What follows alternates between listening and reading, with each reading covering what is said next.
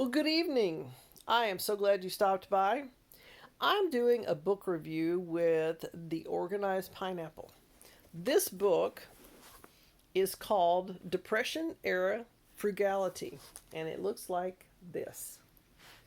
It probably is backwards on your screen, but it could be in the correct manner.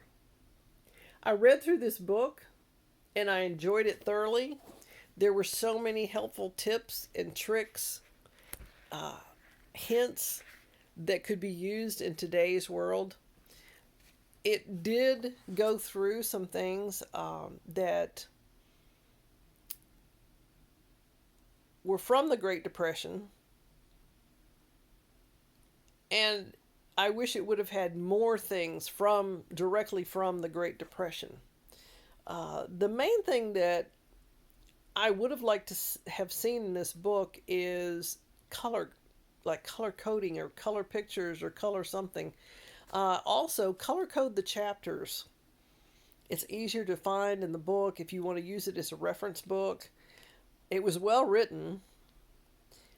And also in there, it listed some things under Depression era hints that was they were confusing because it looked like they were trying to say how to use credit cards and how to work with credit cards. They didn't have credit cards back then. So that was not applicable to what they were talking about. They did have some hints in the back that you could use, like I said, in everyday life. They talked about how to make different kinds of soap and how to be frugal, how to use things that they had.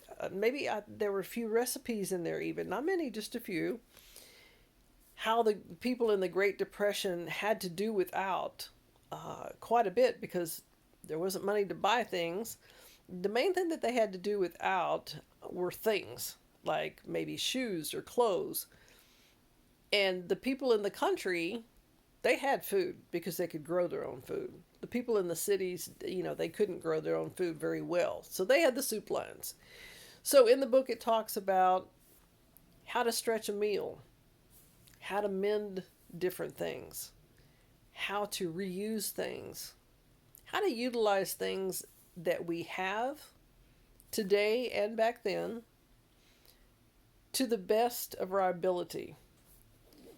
In the Depression, obviously I wasn't in the Depression, but my grandmother was in the Depression, and my mother grew up in the Great Depression. She was a small child.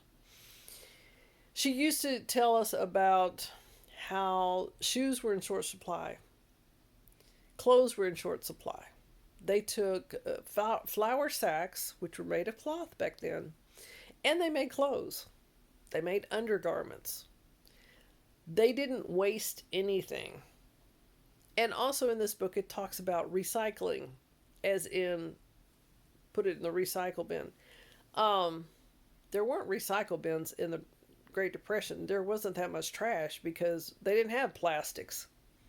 They didn't have a lot to throw away. They didn't buy much, so they didn't have much to throw away. The things that they did have, if, let's say, they got a newspaper, they would keep it. They would use it for many, many things. So it never went to waste. They would read it. They would do things with it.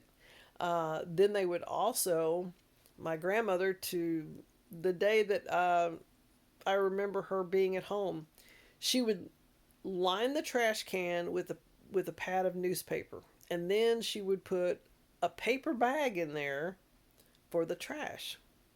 And then take it out to a tin can, 50-gallon trash can, it was metal, and throw it away. Even when I was growing up at first, when I was very small, we didn't have plastic trash cans. They were metal. They were 50-gallon galvanized trash cans, and they were metal. And they lasted forever. To this day, I still have the trash can cart that's made of heavy, heavy metal that used to hold two 50-gallon trash cans that my father used to take to the curb for the trash man so he could pick it up and throw it in the trash truck. I still have it. It's in my garden.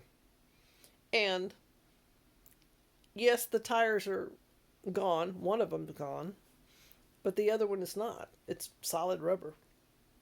I don't use it for trash cans, but I use it as a decoration. People in the Great Depression knew how to recycle, reuse, use up, mend socks. They had a special wooden tool to hold the sock open so they could mend a sock. They knew how to take the bacon grease, save it, use it, store it. We can learn so much from the Great Depression.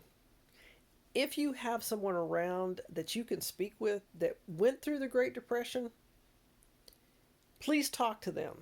Learn from them. My grandmother, as I said, went through the Great Depression, and she had a family. And of course, they had a cow, and they had chickens, and she made lye soap. And I still have a piece of that lye soap, a pretty good bar, that she made in the backyard. And it was in a cast iron kettle. Sounds like a familiar TV show where they moved to California from the hills, but that's not where she came from.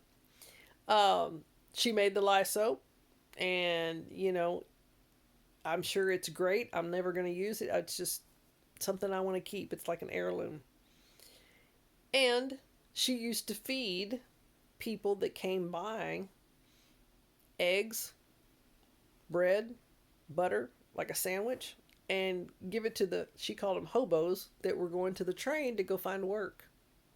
So in this book, like I said, there are a lot of tips and tricks that you can use today, ways to be frugal, cleaning tips that you can use, like cleaning with borax, cleaning with vinegar, cleaning with baking soda.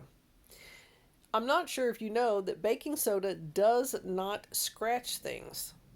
You can clean just about anything with baking soda and water and it won't scratch it.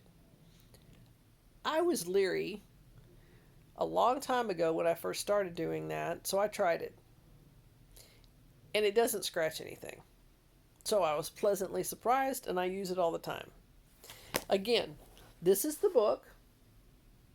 Oh, let me move that down. This is the book I'm doing a review with. And the Organized Pineapple sent this to me so we could read this book and review it. As I said, this book is very detailed. It's a great read. I suggest you go and you purchase the book. The author is Deborah Harold. It's an easy read. It's enjoyable. And you can make notes on the side if you want. You can put a post-it note in there for things you want to refer back to.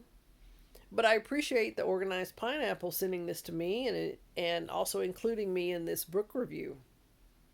We're going to be doing more book reviews in the future, so stay tuned.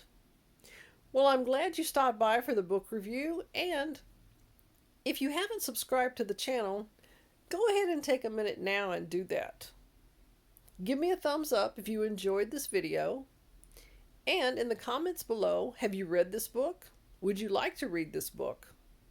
It is not sponsored by this lady at all, but it's an excellent read.